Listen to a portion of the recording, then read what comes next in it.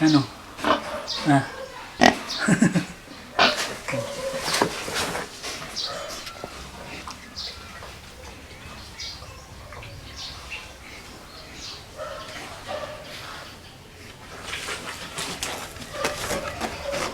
Ano? Busog ka? Yan, busog. Ayun, update ko nga pala kayo kung ano nangyari dito. Ito, yung update nga pala natin sa limang babo. Kasi nga pala guys, kahapon kasi, hindi lang kahapon pala, nung nakaraan pa kasi, actually nagtanong-tanong kasi ako doon sa mga nagtitinda ng feeds, tsaka dito sa mga nagaan na rin, sa mga nag-aalaga ng nagbababoy din dito. So nagtanong ako, paano ba ako makakatipid dito sa sa feeds nila?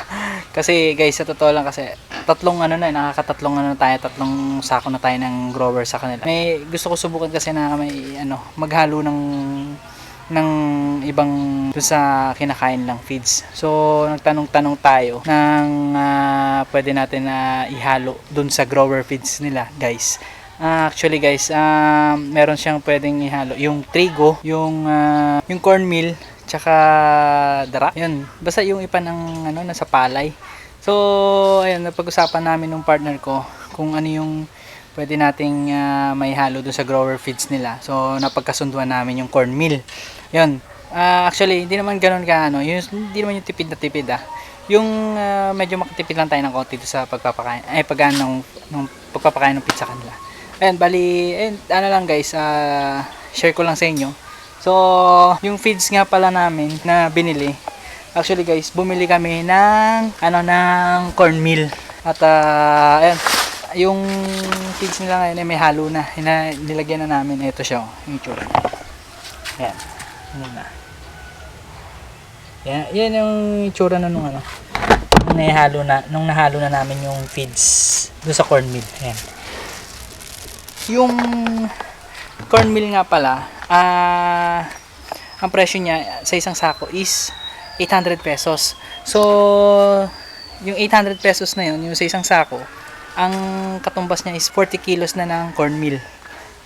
So, yun guys, ang dapat na gagawin namin dito is yung sa cornmeal niya, ang dapat na sukatan niya sa paggamit ng mismong cornmeal, dapat 20 kilos ng feeds, yung commercial feeds, tsaka 10 kilos naman ng cornmeal. So, ang ginawa ko, meron kasi kami naka-ready ng 2 sako ng grower feeds. So, yung 20 kilos nilagay ko dun sa isang sako ng grower feeds, tapos ganun din sa sumunod na sako. So, tag 20 kilos sila ng cornmeal.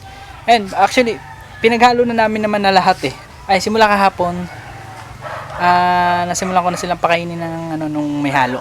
Kaya obserbahan muna natin na kung ilang days bago nila ito maubos tong 2 sako.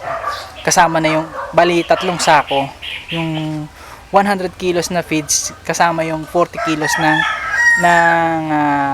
cornmeal. So, yun lang guys. Yun lang yung mai-share ko sa inyo about sa para makatipid tayo ng konti sa pagpapakain ng feed sa kanila. Na pwede nating haluan ng iba pagkadating sa grower stage. So, yun. Oo nga pala, bago ko makalimutan guys, baka malapit kayo dyan sa area ng Camarin. Meron tayong small business dyan na naka-establish. So, kung medyo malapit kayo dyan sa kung malapit kayo dyan sa North Caloocan, dyan sa may Camarin, Caloocan, guys, visit nyo lang yung Lala's Tailoring tsaka yung Megastar Barbershop. Actually, hanapin nyo lang dyan si Ray. Siya nagmamanage dyan sa 2 business na yan.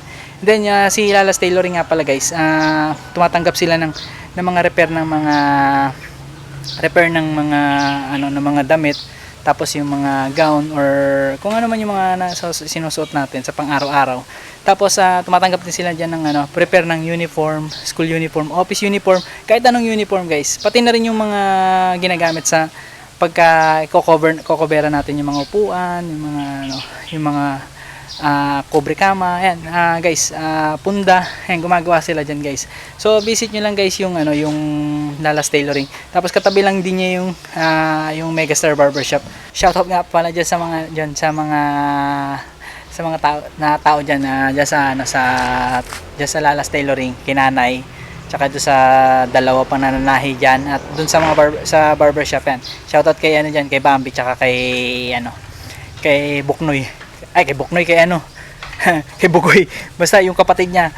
So yun lang guys, at shoutout din kay kay Kuya Ray. Ayan.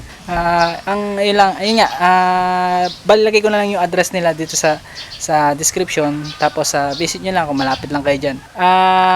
Tapos yun nga pala guys, located nga pala yan sa Sampaloc Street, Camarin, Caloocan.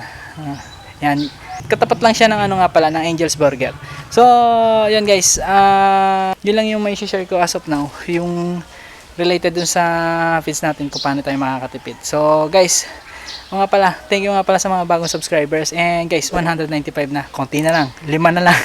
So guys, please like, comment, share, and subscribe, and click mo na rin yung notification bell. And God bless.